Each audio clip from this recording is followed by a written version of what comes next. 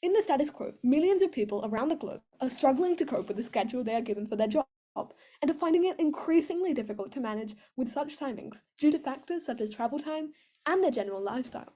The norm of business hours is eating into many people's family, leisure, and extra time in general, meaning they are more restricted with what they can do outside of work. In addition, right now, people are given a very small amount of incentive to work, as they have no freedom to choose how they can work, which is drastically affecting their mental and physical health. We need to change all of these things, and if we don't, the world and its people will continue to suffer from the vast array of disadvantages posed by the norm of fixed business hours.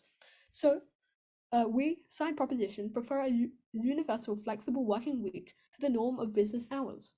We define this topic as letting all individuals select what times to work each day, while still ensuring that all individuals work the same total time as they do currently in a week. Today, I will be discussing about how this will mean that all people will be able to have extra time for activities they want to do, and how these flexible business hours will be suitable for the individual, leading to more successful work overall. My Deputy Prime Minister will discuss about how flexible working weeks will result in more incentive for people to work, and the government whip and government reply will conclude this debate. So now onto my substantive. Primarily, we prefer a universal flexible working week to the norm of business hours, due to this allowing more extra time for the individual, meaning that they can spend more time doing what they want to do. In the status quo, many people have job timings that means they have to waste a lot of time when getting to and coming back from work, due to issues such as transport, daily lifestyles, and even time-related issues, such as when they have to pick up their children for school, for example. This means that since a lot of time has been wasted, the individual will have less extra time to do other things, and so they will neither be able to spend a substantial amount of time uh, doing other things, nor will they be able to devote time to necessities for them, such as caring for their children. These are immense issues. However, in the world that side proposition proposes, a universal flexible working week will mean that people can plan exactly at what times they will work. This consequently results in all individuals being able to select timetables that mean they no longer waste nearly as much time, and that they instead have far more extra time to spend on other things. This can also result in individuals feeling a lot happier overall, as they will now have more leisure time, family time, and time to devote to things that they wanted to do before but were not able to previously do. This is all extremely important, as all individuals deserve to have extra time to spend to do what they want to do, and this will also increase their overall incentive and motivation to work, as the Deputy Prime Minister will elaborate on. This will be an extremely long-term impact, as none of these issues that I've talked about before will continue to happen, nor will they reoccur. And so this is why a universal flexible working week is superior to the norm of business hours. Furthermore, we prefer a universal flexible working week to the norm of business hours, due to the fact that individuals can choose a timetable that allows them not to have to spend extra effort simply trying to match their lifestyles with the fixed business hours that they would have to work in and that have been given to them by their jobs, and instead enables them to choose flexible working hours to match their needs. To illustrate, right now, many people suffer from the norm of fixed business hours, as they may have specific requirements that prevent them from being able to both lead a successful or relaxed life and cope with their business hours. One common example of this is when people live quite far away from where their job is located, which may start early in the morning, meaning the individual must go meaning that the individual must go out of their way to wake up extremely early, simply in order to get to work on time. Often, situations like this in which individuals have to do something quite early or quite late can result in other issues, of which a common one is when such individuals that must leave work early also have to drop their kids off to school, except these two timings may be misaligned. This is just one of the many examples of an individual who may face misalignment issues between the time requirements of their job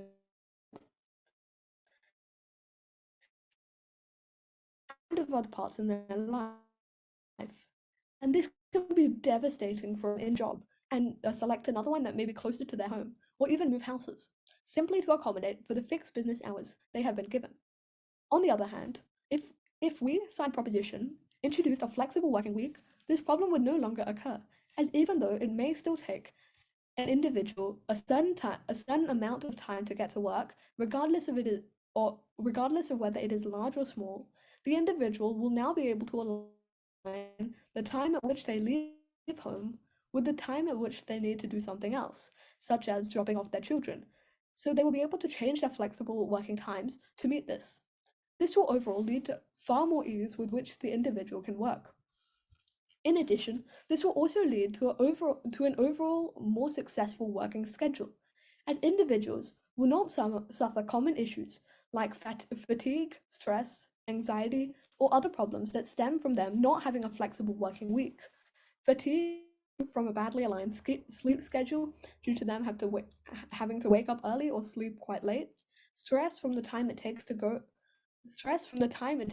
for them to go to and leave from work, and anxiety from similar issues as stress. This can all lead to a overall decline in performance in the workplace for all individuals who are currently working and may suffer issues similar to this, which happens to be quite a lot of the general population. This is all incredibly important to stop, as otherwise, not only will the overall quality of work in workplaces decline, but be individuals' mental health will also be drastically affected, which is clearly a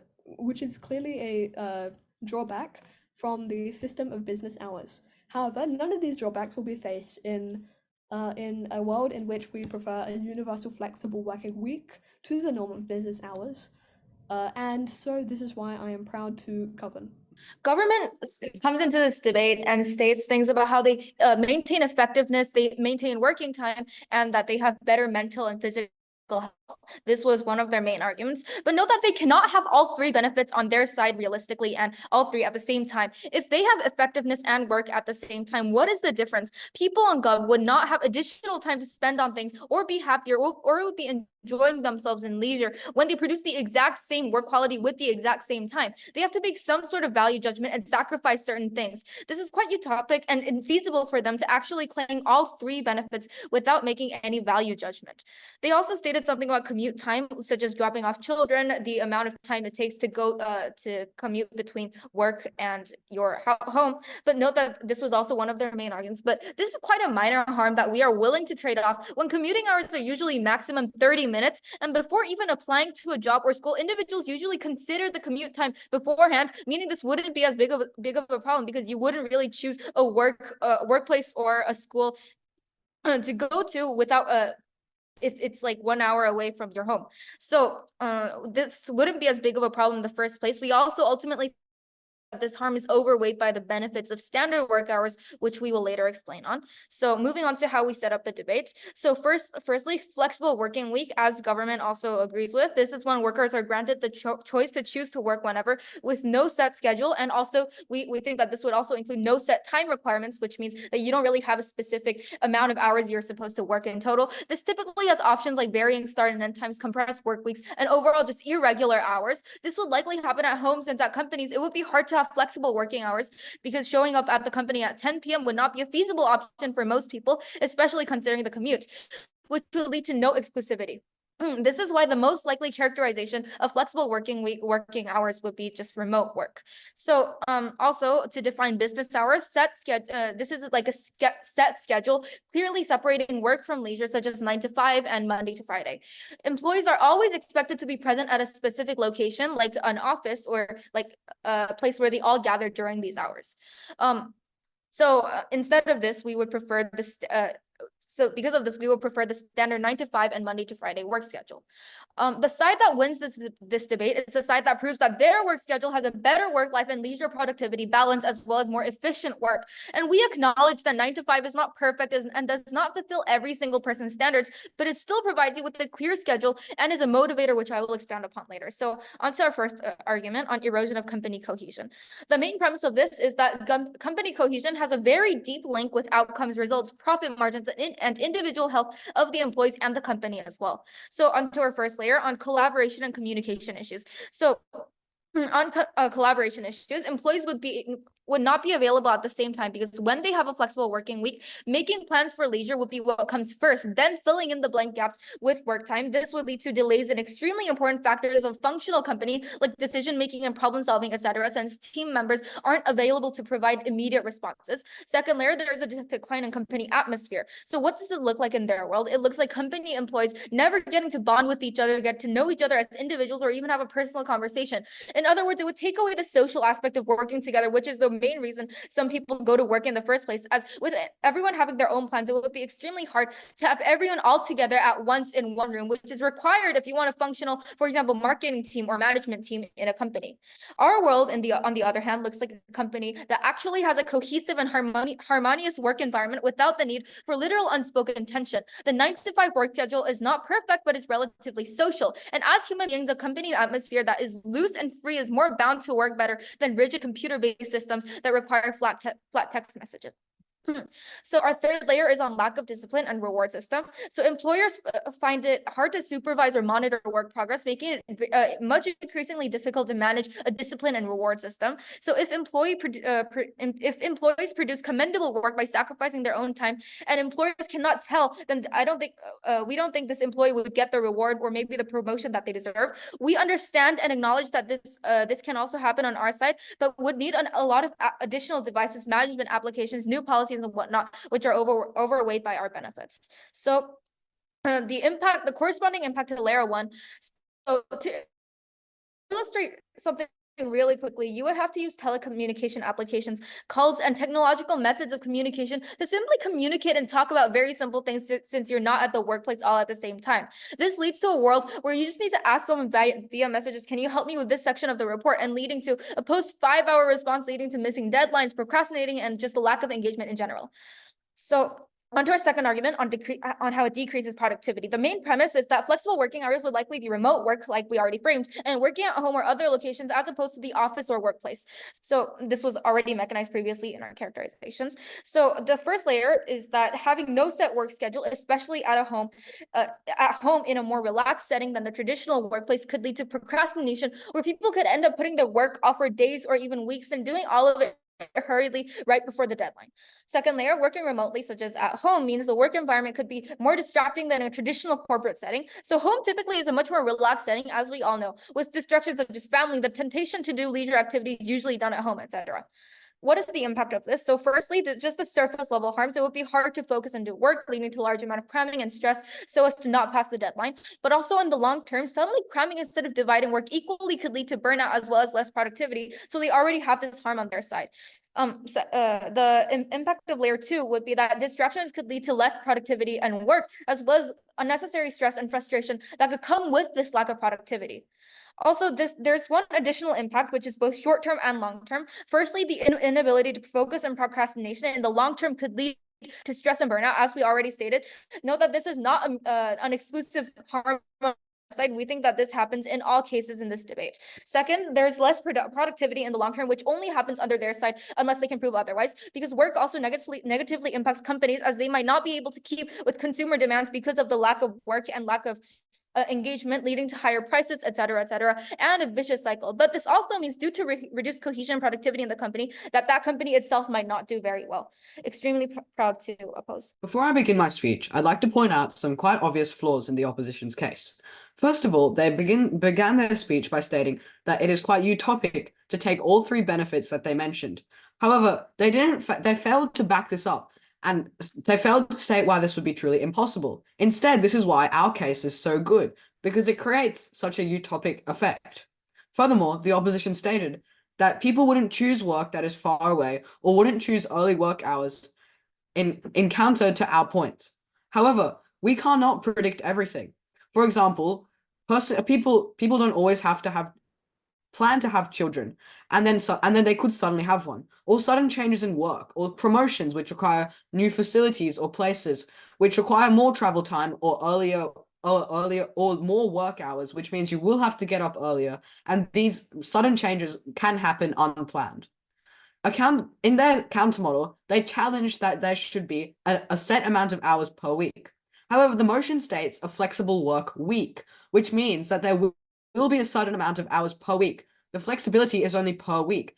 Furthermore, our work amount will be the exact same amount of time previously, as we stated in our model. Please note that. Furthermore, the opposition stated that a social aspect of working together is taken away on our side. And furthermore, the opposition stated that while technology is an option, it wouldn't work as well as being in person. However, I don't believe they back this up. Furthermore, we can challenge this by stating that in order to increase work output, you don't really need to express that much emotion. Even if, let's assume, you do need to express emotion and that it is truly useful, calls are just as effective as looking a person in the eye. Furthermore, the opposition stated that our case could lead to procrastination and could lead to cramming. However, while I will elaborate on this in my substantive matter, due to the constant relaxation that workers receive, they gain an incentive to work, as their brain learns to see working as a relaxing activity, not a stressful and harsh one. This leads to them enjoying work, actually, and therefore working more. So this point does not stand. Now on to my substantive. In our team's case, we are able to promote both the output and mental status of the general working population, which the opposition thinks to be utopic. In normal cases, a trade-off has to be made, as the opposition pointed out, either mental health or output. This is really quite intuitive, as working harder creates more output but more stress, which lowers your mental health. Similarly, relaxing slightly and placing a focus on your mental health and stress levels often saps your work ethic and therefore your work output. However, in our case, we are able to simultaneously benefit both factors of the working class by making work fun and enjoyable, often seen as something as impossible or extremely unlikely. Now, how will we do this? In the status quo, i.e. the opposition's case, mental health has accounted for nearly 10% of all serious workers' compensations. That means that right now, a tenth of the working population who have been seriously injured have actually had mental health issues that were serious enough to receive monetary compensation from their places of work. However, through our case, we are able to incentivize people to work and drastically lower this number. While the opposition may argue that there are many other ways to incentivize workers, this is true, but most of these methods are either time wasting, affect your work ethic output, or even both, i.e. there is always a trade-off, except for in our case. I can guarantee that the opposition cannot think of a single example like our case, which doesn't include a trade-off. However, the government's case beneficially promotes both of these factors unlike any other way, and should be valued much more highly than the opposition's case. By including flexible working hours per week, we are able to incentivize working, as people are able to use flexible working hours to their advantage. They will consistently find more time slots popping up where they can relax and enjoy themselves, while still working at the same rate and same amount of time per week, as our model clearly states. Furthermore, this supposed increase in free time creates the illusion that you're working less. This is because as people work, they are able to consistently take breaks throughout their work and consistently come back to work feeling refreshed and revitalized. These perpetual dopamine hits that our flexible working week allows for will create the illusion that work is less stressful, even though you are still working the exact same amount of time per week, as our model states. As your brain starts to believe the illusion slowly becomes true, and before you know it, work is not stressful at all, and your mental health is at an all-time high. I've now proven that by creating flexible working hours per week, the government team can beneficially promote the mental health of the workers. Now I will go on to prove that the government team can simultaneously benefit the output of the workers. Picture in a couple of years that you were sitting at an office job, lazily typing out pages and pages of random nonsense that loses its meaning after reading it for only 5 minutes. Then imagine suddenly going outside and going for, say, a run. As your brain relaxes and your muscles work, you feel a giddy happiness that is the exact opposite of what you feel in that office. As you go back into that office, thanking the government team for allowing flexible work hours, you will feel re-energized. That is undoubtable.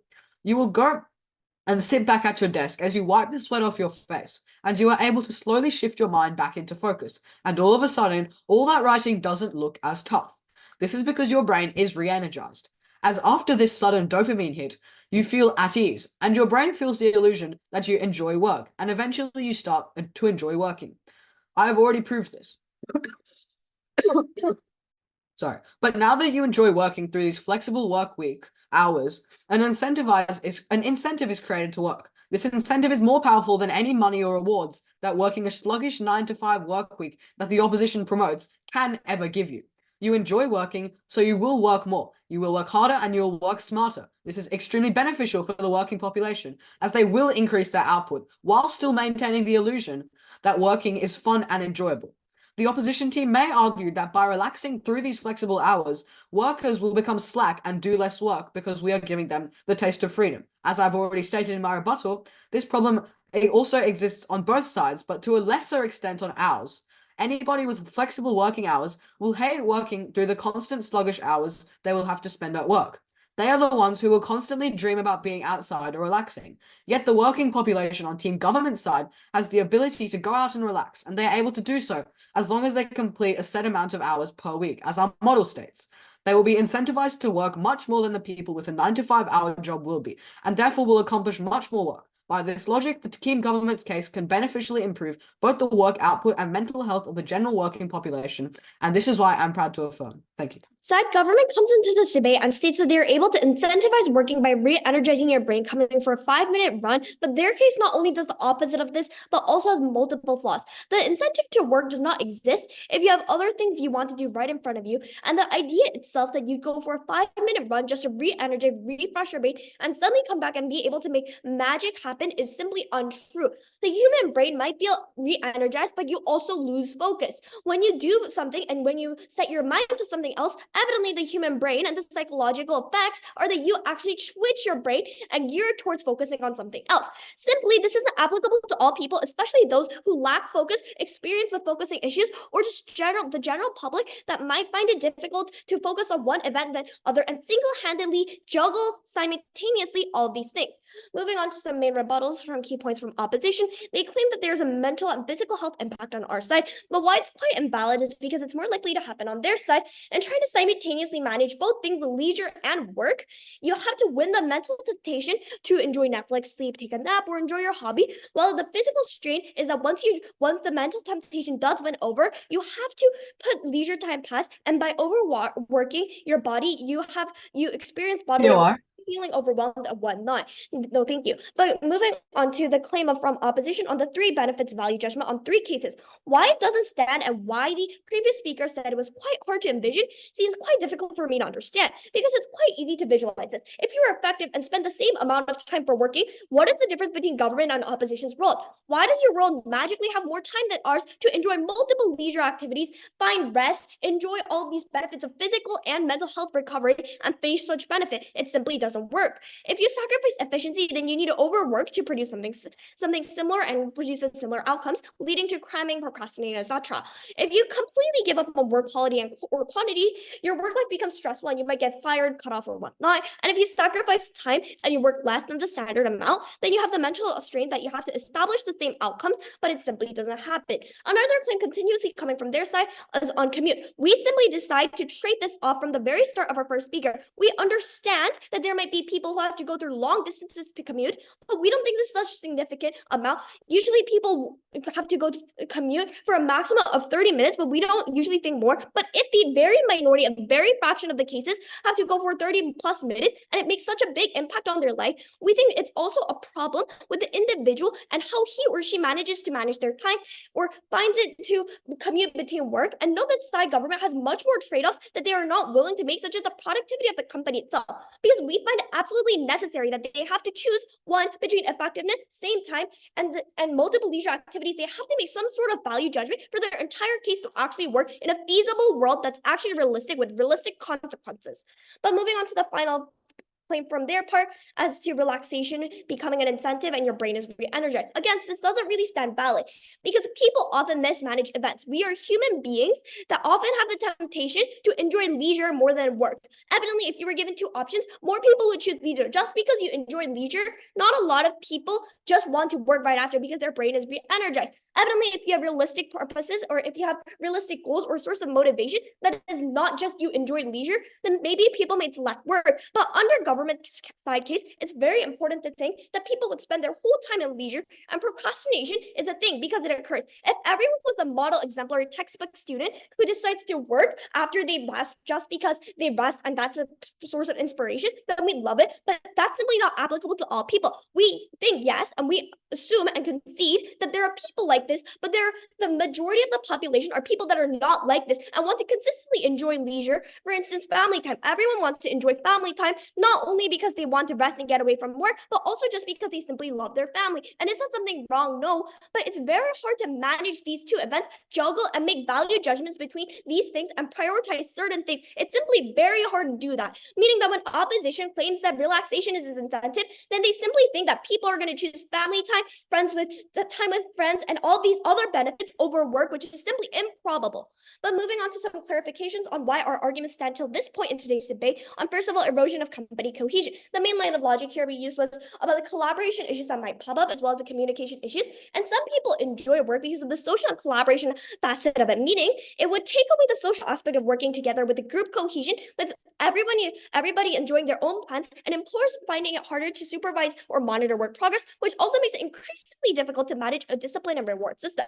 Why our second argument still stands at this point in this debate is also quite vital, because our second argument was on the idea itself that it decreases productivity. Why does this happen? Because government side failed to make a reasonable trade-off and value judgment that actually makes their role feasible. In today's debate, because they failed to make any sort of value judgment up to this point in today's debate, we simply presume that their world is unrealistic and infeasible to a certain extent. Because flexible working hours would mean that they would have to, if they're flexible working hours means they probably reduce working hours or whatnot, meaning that if they do want to enjoy leisure time, then they evidently have to reduce the amount of time they spend on work. And that's simple logic, meaning that if they fail to concede to this, I don't simply understand what their world looks like at the end of the day. But moving on to my final argument and my team's final argument and extension on the blurred line between work-life balance, because obviously government side seems to really be putting the emphasis on leisure and taking time off to rest, but the distinctive line is quite clear, because we will work on improving the work-life balance evidently, but the reduced effectiveness and time management are consistent issues that lag behind a government side's case, because work-life balance is supposed to be a clear and thin line. If we blend things together, like you're working abroad, working in an amusement trip when you're a child, this reduces effectiveness, because we simply would think you would have to juggle two things both simultaneously, making it extremely hard to actually make substantial progress or sacrificing leisure. We'd rather have you be effective in your office, spend your time wisely, do the things correctly, and leave work early in order to enjoy your times with your friend, family, and whatnot. And we think current status quo already has enough benefits or leisure for you, and we would certainly most likely improve on that, but we don't want to trade this with government so-called benefits that have much more harms than the benefits at all. But corresponding to some of our layers to our impacts, if people are watching Netflix or on their bed, then our brains automatically associate this with resting, snacking, or sleeping, meaning your work-life balance is blurred. You have to write your report while watching your weekly aired favorite TV show or whatnot, meaning the blurred work-life balance sacrifices mental and physical health, because you're physically trying to juggle both things that are simply impossible humanly, and you're putting yourself under stress and mental strain by simply trying to do these things, cramming and procrastinating, which our first speaker has made very clear from the start of the debate. So for these reasons, proud to oppose. Before I conclude my team's case and conduct some weighing, I will first provide some rebuttal. To start off with, the opposition The opposition has stated that set business hours also mean predictability and consistency. However, this is false for the following reasons. A, we have already provided in our model that my first speaker has already addressed that every week will mean 40 hours of work, but the flexibility aspect is that you can choose to work those hours whenever you please in the week. This means that you will still be producing a constant output of 40 hours every week. However, it is much more flexible and suited to your needs, which links with the consistency output.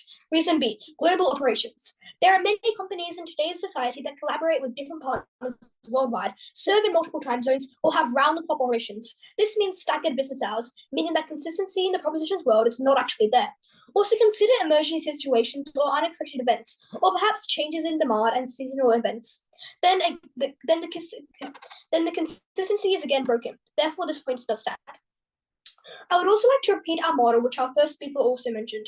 Our model is that every week there will be a set amount of hours that you must have to work, depending on the business, such as 40 hours. This means that there is a consistent output, just that you can work any time at all. This can help you base your schedule around any events. The opposition said that with our model, we have the same amount of hours on both sides of the house. However, this is untrue. Set business hours have an equal amount of time per day. However, flexible business hours can mean that you can work closer to the evening, and then therefore there is more time in the morning and day to complete activities. It is unlikely that you will have leisure time in the night, which is the only other option if you have to work in the morning. So therefore, you have more time in our world to do anything. The opposition has also claimed that a person wouldn't choose a school or a workplace a long time away. However, this is completely false. They may have to choose a workplace that is further away from their residence because it gives a better salary, which is needed, or perhaps it is the only work that you can find, or it has the best working conditions. I know for a fact myself that my own father works almost 50 minutes away because his workplace is rewarding and for many other circumstances. This point does not stand. They said that our example of going for a run to re-energize your brain would not work at all. However, this is completely false. Exercise or leisure activities have been scientifically proven to improve focus, brain function, and getting work done. The opposition also stated that people will choose leisure over working. However, while not everyone is a perfect person, everyone has morality. Even if they go on the run, even if they go on a run from the whole day, they will still feel guilty and go back to work. From there, they will increase their work output and also maintain an effective leisure time.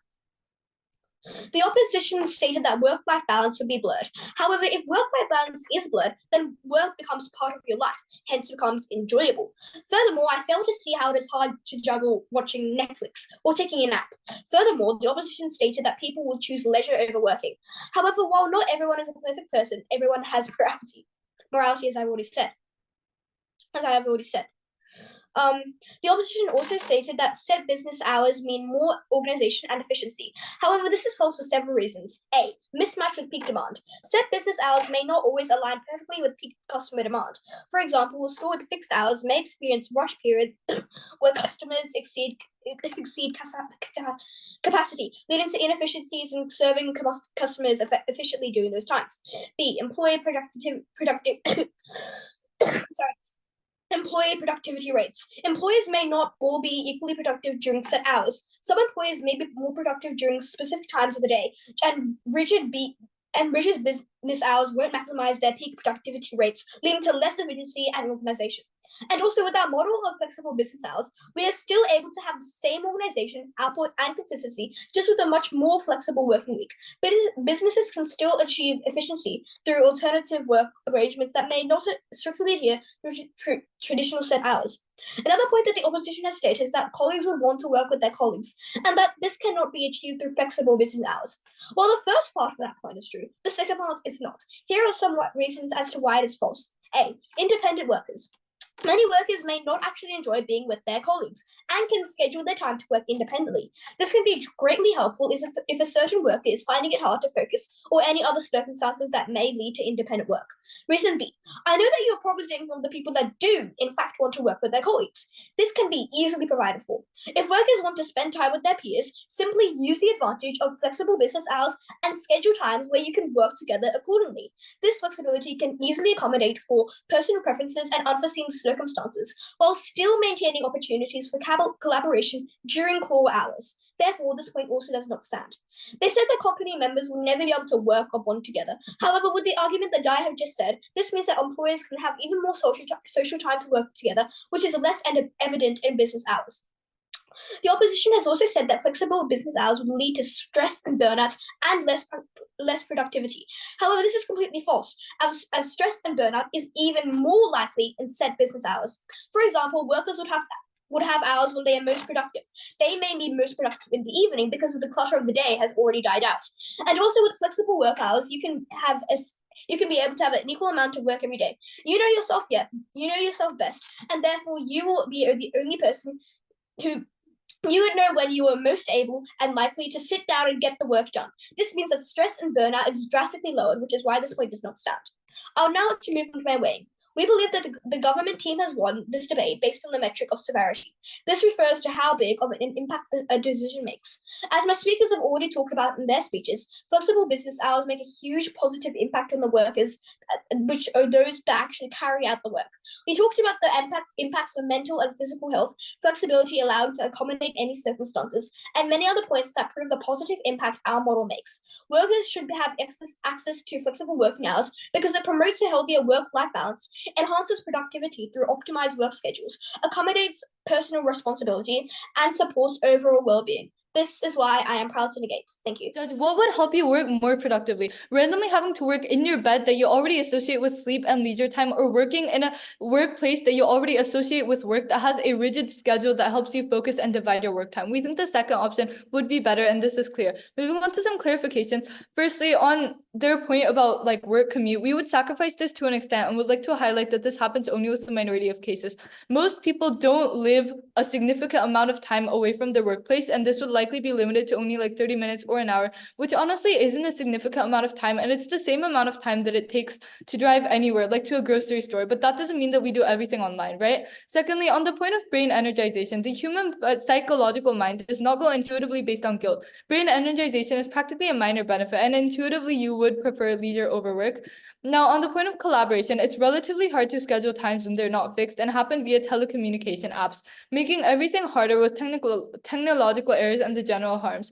Using email to send a single report will take way more time than walking over to your colleague's cubicle and passing this paper over, because then you also have to wait for like other technical things, like for them to actually read the message and reply instead of just waving them over. But then lastly, they claim that it's scientifically proven that people have peak productivity hours. But the thing is, it's also scientifically proven that people work and operate on one circadian rhythm, or at least similar ones, of being productive during the day and being tired at 1 a.m. at night, which is what traditional business hours are based on. They obviously wouldn't be based on random times that don't work for the majority of people.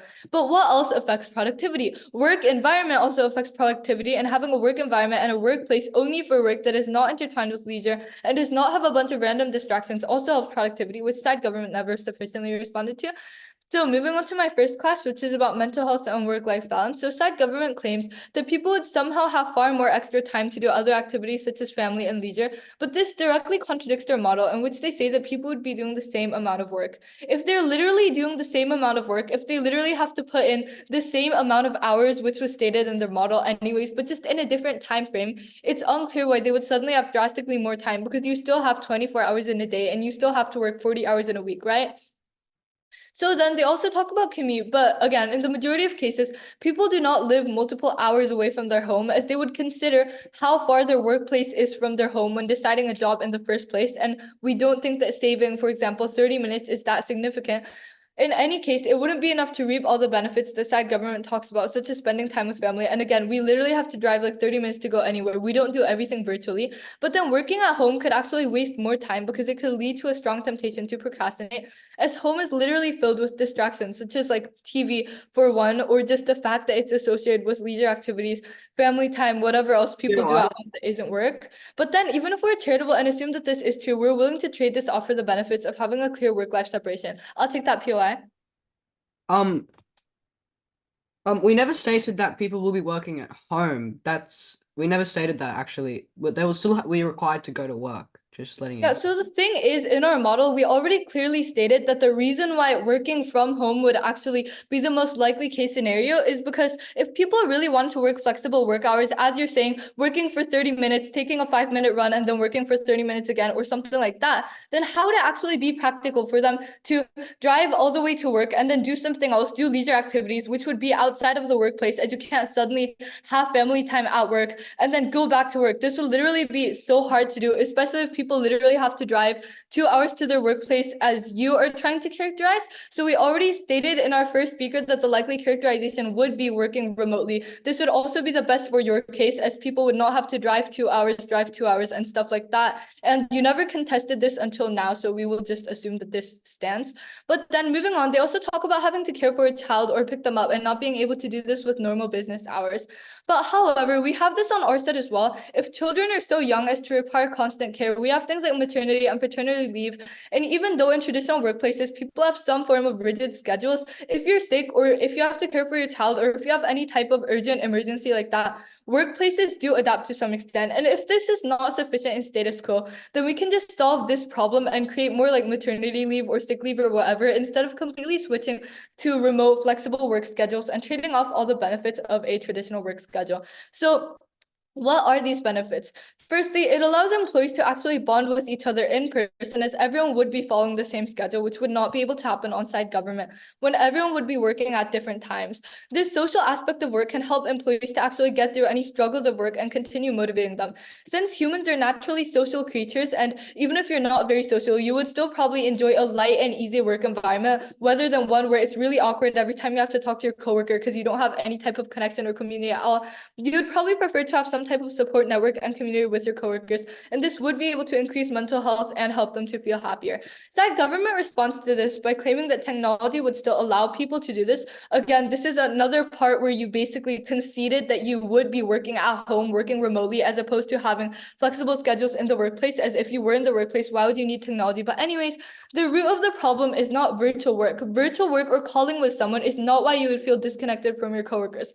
Rather, it is flexible schedules, which is something inherent to the motion that you can't really fix on your side, which means all employees would have a different schedule, so they would not be able to socialize. If employees match their schedules to the point of being able to have the same amount of social connection time as we can have on our side when everyone has the same schedule, this is not flexible. But then moving on to our second class about productivity and efficiency. Firstly, one key premise for this is that working with a flexible schedule would likely be working remotely at home. As we said before, home is a place with consistent distractions and no set schedule, where there's just a vague amount of hours to fill, but no structure on how it should be distributed. Firstly, on these distractions, from our first speaker, we pushed the idea that home is a place with multiple distractions and a more relaxed environment than the workplace. This could lead to more employees being constantly distracted and putting off their work. There's no response to this idea, so we can assume that it stands. Human brains associate home with leisure, a place to relax and spend leisure time, and the workplace as a place only for working. It's common knowledge that if you always sleep in your bed and you suddenly have to write a 3-page report, that you would want to sleep. So we can know the impact of different environments and their associations to certain actions on productivity and state of mind. On our side, we give employees structure. We give them support and a clear divide between work and home, which allows them to work productively, but furthermore allows their companies to prosper as well, with their employees' productivity translating into more supply for them to actually fill consumers' demand, as well as allowing them to actually be social and have good mental health. Thank you. As of this point in today's debate, we have proven every benefit of a firm's side is either wrong or not exclusive to their side. Directly moving on to summarization of our three substantives. First, on company cohesion. It's extremely important that we recognize the company cohesion environment has a very deep link with the outcomes, results, profit margins, and whatnot. Meaning, if you place a very direct barrier between the collaboration, communication, and a flowing company atmosphere for these colleagues, what it does is simply create a simple barrier for them to produce effective work and actually manage to work effectively, leading on to our second substantive on decreasing productivity. Our decreasing productivity argument was on how if you have no set work schedule, especially at home in a more relaxed setting and posture than the traditional workplace environment, it can lead to procrastination or cramming, where people end up putting their work off for days or even weeks just before they realize it's their deadline, or cramming in situations like that. This is where we see it more likely, because the value judgment we make here is that people would prefer leisure over working, and that they would probably push it to the last extent that they could in order to enjoy family time, friends time, and whatnot, in order to enjoy themselves, ponder and leisure and whatnot. So our final substantive was on the blurred line between the work and life balance. This argument was on how the work-life balance is simply incapable of being managed on government side, because the distinctive line is that we would work on improving the work life. So the reduced effectiveness and the time management problems that government side employees would suffer is consistently going on unnoticed by their team, but I would like to put emphasis on this. And the corresponding layer of impacts we provided were that since we associate certain activities of leisure with the work environment that we would be working in, it means that work-life balance is blurred, and you would have to simultaneously or single-handedly So juggle all of these events at once, finding the need for you to manage all of these events at once, which is quite hard, putting a physical and mental strain on yourself, not only through procrastination and cramming, but also just overwhelming your body as a human, making yourself very overtired and leading to other long-term benefits, such as long-term harms, such as burnout or dissent towards work. But why opposition side wins government side at the end of the day? At the end of the debate, ultimately, to first explore some benefits. First of all, a standardized 9-to-5 schedule provides an actually consistent routine for employees and allows them to plan their personal and professional lives effectively, making sure that they are coordinated. But the moment they come to the debate and claim that coordination and collaboration on project is okay and can actually happen because apparently they can schedule meetings, it makes the whole idea of their flexible work schedule not flexible. If you have to sacrifice certain periods of your time and work schedule in order to coordinate with someone, how is that flexible? And how are you actually able to expand the whole idea of flexible and explore what you want to do? This is effectively rebutted by my whip and previous speaker, but to this point in the debate, no response. But also on the coordination and collaboration on projects, because the in-person communication is a unique benefit on our side, because they have to admit that they can't have some sort of in-person communication, and technological barriers exist. Yes, it is possible that you can communicate over telecommunication applications or video chats and whatnot, but there's a simple missing factor to this that is completely different from in-person conversation and conversing with colleagues face to face. But we also allow employees to bond with each other in person, meaning that everybody would be following the same schedule, so employers would not go nuts trying to find and monitor and supervise your work. But harms of government side to this debate that has not been proved. They still did not make a value judgment that chooses the value between effectiveness same time while still achieving work-life balance and enjoying leisure. They clearly have to choose one of these, honorable educator, because it's impossible that we see these three same benefits on the same world while still achieving feasibility and realisticness. Because the real brutal world is that if you are effective and use the same time, you simply won't have enough time to rest. And if you decide to work the same time and sacrifice effectiveness, your work quality will obviously not be as good. And if you decide to sacrifice same time, then evidently it's only a matter of time before you're cut off, fired, or whatnot. Meaning their side evidently has to make some sort of value judgment or sacrifice in order to win this debate. For these reasons, to oppose. Over the course of this debate, first I will go over some rebuttals for the opposition's case, and then I will go on to the major clashes of this debate. So firstly, the opposition has stated that maternity and paternity leave taken from business hours is better than a flexible working time. However, how will you be able to give maternity or paternity leave to people to pick up their children every single day at the same time? For example, with a normal 9-to-5 schedule, many daycares finish at 2 o'clock, so therefore you would need to leave work at 2 and then somehow care for your child whilst simultaneously attending work, which clearly does not work. So that's one drawback in an example. Also, they have stated that people will choose their work based on their lifestyle. However, as the Deputy Prime Minister has stated, people will not be able to do this, as sometimes changes to their lifestyle can occur after they have already chosen their work. And just adding to the example from before, the maternity or paternity leave could also be applicable to all sorts of things, like picking their children up from school or any other leave that's required in the middle of the working period. The opposition has also stated that people would still have the same leisure time, as it's logically incorrect for people to have more leisure time but work the same amount. However, factoring in commute times and time and misalignment times, for example, people would need to leave home earlier if they want to.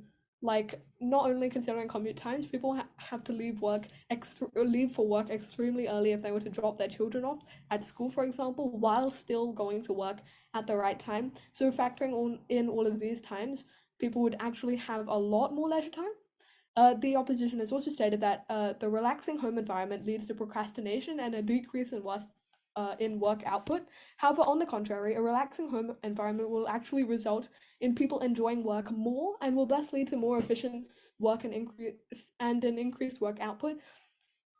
The opposition has also stated that breaks taken from work actually decrease work efficiency and focus. However, such breaks have been scientifically proven to increase focus. These breaks are known as the Pomodoro method of taking constant breaks from work. This has been proven to significantly increase work productivity in the workplace and at home, and thus this will overall increase work productivity, following the reason given by the Deputy Prime Minister. Furthermore, the opposition has stated that company productivity cannot coincide with leisure. However, leisure, by a similar argument, leisure has been proven to vastly increase the focus of people working, and thus will also increase work productivity. So now this brings us to the point where they have claimed that utopic benefits, which is having all three benefits that side government has proposed, cannot happen at once. However, clearly productivity and leisure can both occur in the same time, and also people will get more leisure time and more time for extra things, as I've stated earlier. So therefore, there is a way, and in fact, this is extremely plausible for all three benefits to occur. So the opposition has also stated that leisure time, the opposition has neglected to acknowledge how many people require flexible business hours due to factors other than simply wanting more leisure time. As for example, if they have a certain commitment other than work, they will physically not be able to attend work at the hours that they need to, and so many jobs will be limited, and they will not be able to take those jobs, thus limiting their opportunities significantly. So overall, the two clashes are productivity and mental health or lifestyle of the person, and by the rebuttals I've just shown, we win both the productivity clash and the mental health of all people that clash. So therefore, we have won this debate. Thank you.